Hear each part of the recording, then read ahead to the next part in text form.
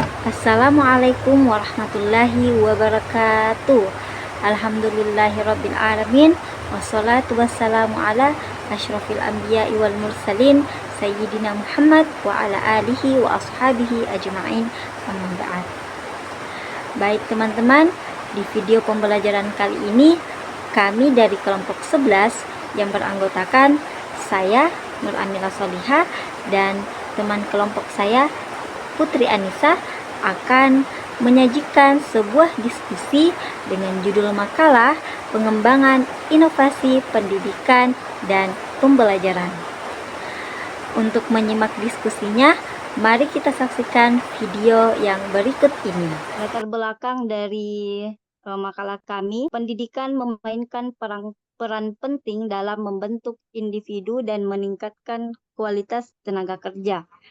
Kita ketahui bersama bahwasanya melalui pendidikan, generasi muda dapat memperoleh pengetahuan dan juga keterampilan yang diperlukan untuk menghadapi tantangan masa depan. Perubahan dan perkembangan teknologi pendidikan semakin cepat dan tentunya dinamis, di mana pendidikan juga harus mengikuti perkembangan tersebut agar senantiasa relevan dan juga efektif dalam mempersiapkan siswa atau peserta didik dalam menghadapi dunia yang kompleks, sehingga upaya yang dapat diusahakan untuk menghadapi tantangan tersebut adalah dengan adanya inovasi pendidikan. Perubahan dan dinamika yang terus terjadi dalam bidang pendidikan tentunya menuntut bidang pendidikan ini agar dapat bertahan dan juga mengikuti pola yang ada agar tidak tertinggal dengan kondisi terkini. Perubahan yang dapat kita lihat adalah bagaimana perkembangan teknologi yang telah membawa pengaruh yang begitu besar dalam pendidikan tersebut, sehingga pengaruh perkembangan itu terlihat dalam upaya reformasi sistem pendidikan dan juga pembelajaran. Sehingga di era yang terus berubah dan berkembang ini, inovasi pendidikan tentunya menjadi semakin penting untuk menciptakan lingkungan pendidikan yang relevan, menarik, dan juga berdampak positif bagi semua peserta didik, agar pendidikan yang ada tidak hanya bertujuan untuk membentuk individu itu cerdas dan kompeten secara individu, tetapi juga melalui pendidikan harus menciptakan perubahan positif di masyarakat, bangsa, dan secara menyeluruh. Rumusan masalah yang kami angkat ada 3. Yang pertama adalah apa itu inovasi pendidikan, yang kedua apa saja faktor-faktor yang mempengaruhi inovasi pendidikan, dan yang ketiga adalah tantangan dalam melaksanakan inovasi pendidikan. Inovasi dalam pendidikan.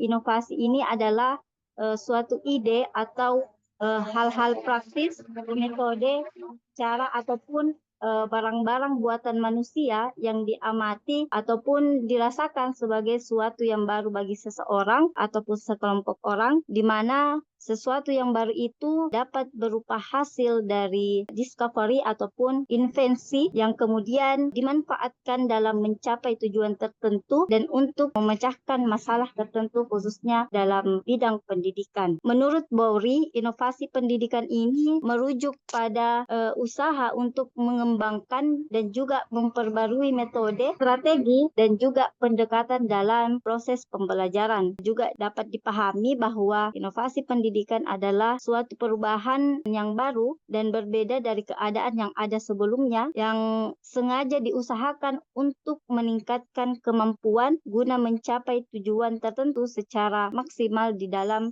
dunia pendidikan. Berikutnya adalah faktor-faktor yang mempengaruhi inovasi pendidikan. Ada beberapa faktor yang mempengaruhi inovasi pendidikan dari pemerintah dan institusi. Ada 3 fokus utama yang perlu diatasi dalam penyelenggaraan pendidikan nasional. Yang pertama adalah upaya peningkatan mutu pendidikan, kedua adalah relevansi yang tinggi dalam penyelenggaraan pendidikan, dan yang ketiga adalah tata kelola pendidikan yang kuat. Untuk mencapai ketiga fokus utama tadi, tentunya inovasi pendidikan adalah usaha perubahan yang diharapkan mampu menjadi solusi. Akan tetapi untuk mencapai semua itu tidak bisa berdiri sendiri, tetapi harus melibatkan semua unsur yang terkait dalamnya. Oleh kelompok sebelumnya pun telah menjelaskan bagaimana kerjasama yang terjadi untuk menciptakan inovasi pendidikan. Yang kedua adalah manajemen dan organisasi. Artinya manajemen yang baik yang tentunya berperan aktif dalam efektivitas pendidikan. Yang ketiga adalah sumber daya manusia, guru yang berperan sebagai penggerak utama dalam inovasi. Dan yang keempat adalah kurikulum, yaitu yang harus menyesuaikan dengan inovasi yang diterapkan. Mungkin itu saja materi yang saya paparkan. Oke, langsung saja untuk pemateri selanjutnya, dipersilakan. Baik, bismillahirrahmanirrahim. Assalamualaikum warahmatullahi wabarakatuh. Sebelumnya saya terima kasih kepada Ibu Moderator selaku pembimbing diskusi kita pada hari ini. Dan saya hormati dosen pengampu kita, Dr. Usman MPD MA, selaku dosen pengampu dan pembimbing kita pada mata kuliah divisi dan inovasi ini, beserta yang saya sayangi dan saya hormati teman-teman seperjuangan pasca inovasi di tingkat makro dan mikro. Pada inovasi di tingkat makro, ada beberapa hal yang sudah dilakukan oleh Dikdiknas selama dekade terakhir ini.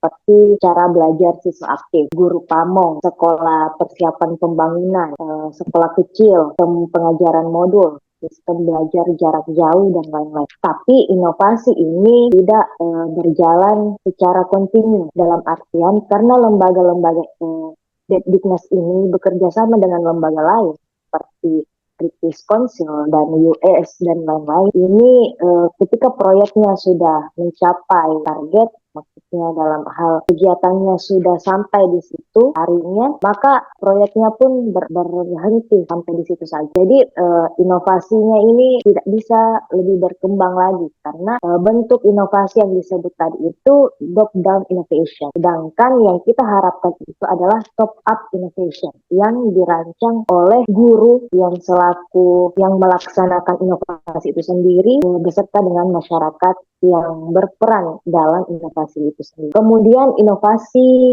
manajemen dan organisasi. Dalam manajemen inovasi ini adalah pengelolaan dan pengorganisasian sebuah proses. Sebagai upaya peningkatan mutu pendidikan, sangat penting untuk melihat secara komprehensif dan bagaimana faktor yang saling berinteraksi. Oleh karena itu, rendahnya mutu pendidikan tidak hanya tergantung pada strategi yang diadopsi oleh pemerintah, namun upaya peningkatan mutu pendidikan harus melibatkan seluruh aspek yang berkepentingan, khususnya guru itu sendiri. Kemudian, sumber daya manusia. Dalam meningkatkan inovasi pendidikan dan mencetuskan inovasi pendidikan, tentunya kita harus menyediakan sumber daya manusia yang bermutu.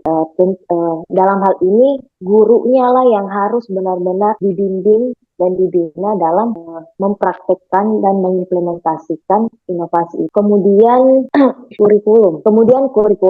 Tanpa kurikulum, inovasi pendidikan tidak akan berjalan sesuai dengan tujuan inovasi. Karena itu, inovasi pendidikan, semua perubahan hendak diterapkan harus sesuai dengan perubahan kurikulum. Dengan kata lain, perubahan kurikulum diikuti dengan pembaharuan pendidikan dan tidak mustahil perubahan keduanya akan berjalan seimbang. Menurut Ibrahim, seperti yang dikutip oleh Rusdian, inovasi kurikulum adalah gagasan atau praktik kurikulum baru dengan mengadopsi bagian-bagian potensial dari kurikulum tersebut dengan tujuan memecahkan masalah atau mencapai tujuan tertentu. Ada beberapa tipe keputusan inovasi pendidikan termasuk di dalamnya inovasi kurikulum.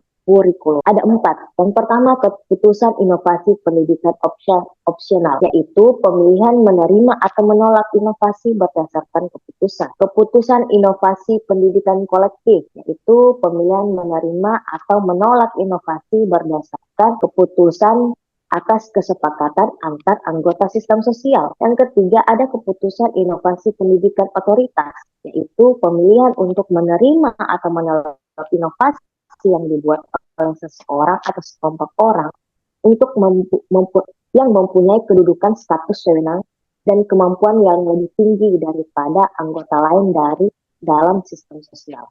Dan yang terakhir adalah keputusan inovasi pendidikan kontingen, yaitu pemilihan untuk menerima atau menolak keputusan inovasi pendidikan dapat dilakukan setelah ada keputusan yang mendahului. Adapun inovasi pada pembelajaran di tingkat makro ini yaitu adalah pembelajaran yang berpusat pada siswa atau yang disebut student center, interaksi guru siswa, dan penggunaan metode pembelajaran kreatif seperti pembelajaran yang berbasis proyek.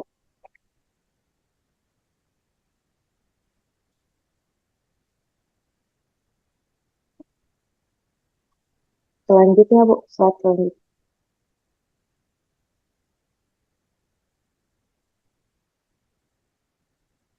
Nah, penggunaan teknologi dalam pendidikan. Teknologi informasi membantu dalam mengembangkan metode pembelajaran digital seperti e-learning. Dalam pembelajaran kita dari semester lalu, kita sudah mengaplikasikan pembelajaran ini menggunakan Edlink, Moodle, penggunaan evaluasi kemarin, Quizzes. Itu adalah salah satu inovasi pendidikan dalam teknologi. Kegunaan teknologi informasi komunikasi ini memungkinkan proses pengembangan pembelajaran lebih aktif dan kolaboratif. Ya, tantangan dalam inovasi pendidikan. Menghadapi masa depan yang sudah pasti akan dipenuhi dengan era globalisasi dan keterbukaan serta kemajuan informasi dan teknologi, pendidikan akan semakin dihadapkan dengan berbagai tantangan dan permasalahan yang tantangan itu seperti bertambahnya jumlah penduduk yang sangat cepat dan sekaligus bertambahnya keinginan masyarakat untuk mendapatkan pendidikan yang secara kumulatif menuntut tersedianya sarana pendidikan yang memadai. Dengan adanya faktor ini, maka inovasi pendidikan dalam teknologi ini akan semakin terpacu lagi. Kemudian berkembangnya ilmu pengetahuan yang modern yang menghendaki dasar-dasar pendidikan yang kokoh dan penguasaan kemampuan yang terus-menerus. Dengan demikian menuntut pendidikan yang lebih lama sesuai dengan konsep pendidikan seumur hidup atau lifelong education. Berkembangnya teknologi yang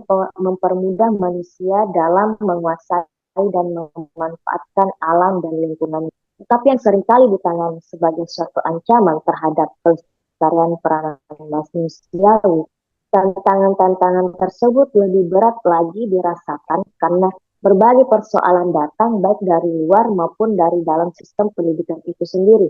Misalnya, sumber-sumber yang makin terbatas dan belum dimanfaatkannya sumber yang ada secara efektif dan efisien. Yang kedua, sistem pendidikan yang masih lemah dengan tujuan yang masih kabur. Kurikulumnya belum serasi, relevan, suasana belum menarik, dan sebagainya. Ini karena penentuan kurikulum ini berdasarkan sentralisasi, bukan desentralisasi, menyebabkan perbedaan-perbedaan yang bertubi-tubi. Kemudian pengelolaan pendidikan yang belum mekar dan mantap, serta belum peka terhadap perubahan dan tuntutan keadaan. Yang terakhir adalah masih kabur dan belum mantapnya konsepsi tentang pendidikan dan interpretasinya dalam praktik secara keseluruhan. Jadi dalam perorangan konsepsi tentang pendidikan dan interpretasinya dalam praktik itu masih berbeda-beda, belum satu dalam satu kubu. Jadi adanya perbedaan-perbedaan yang seperti itu mengakibatkan tantangan dalam inovasi pendidikan itu sendiri. Baik, saya kira seperti itu. Saya kembalikan kepada moderator. Terima kasih. Itulah tadi hasil dari diskusi kami, yaitu kelompok 11 dengan judul makalah pengembangan inovasi pendidikan dan pembelajaran. Adapun kesimpulan dari makalah kami bahwasanya inovasi dalam pendidikan dan pembelajaran sangat penting untuk menghadapi tantangan zaman dan meningkatkan mutu pendidikan. Inovasi pendidikan melibatkan penerapan ide, produk, atau metode baru yang tidak hanya berfokus pada teknologi saja, tetapi juga pada strategi, pendekatan pembelajaran, dan kebijakan pendidikan. Di tingkat makro, inovasi pendidikan mencakup kebijakan pemerintah, manajemen sumber daya manusia, dan kurikulum yang efektif untuk mendukung sistem pendidikan yang adaptif. Sementara itu, pada tingkat mikro, inovasi pembelajaran lebih terfokus pada interaksi guru dan siswa, termasuk dalam penerapan model pembelajaran berbasis aktivitas dan penggunaan teknologi dalam proses belajar mengajar. Untuk mewujudkan inovasi pendidikan ini, kolaborasi antara berbagai pemangku kepentingan termasuk guru, siswa, pemerintah, dan juga masyarakat diperlukan agar inovasi pendidikan dapat diterapkan secara optimal. Mungkin itu saja yang dapat kami sampaikan dan yang dapat kami sajikan pada kesempatan kali ini. Kami dari kelompok 11 mengucapkan terima kasih atas segala perhatian. Assalamualaikum warahmatullahi wabarakatuh.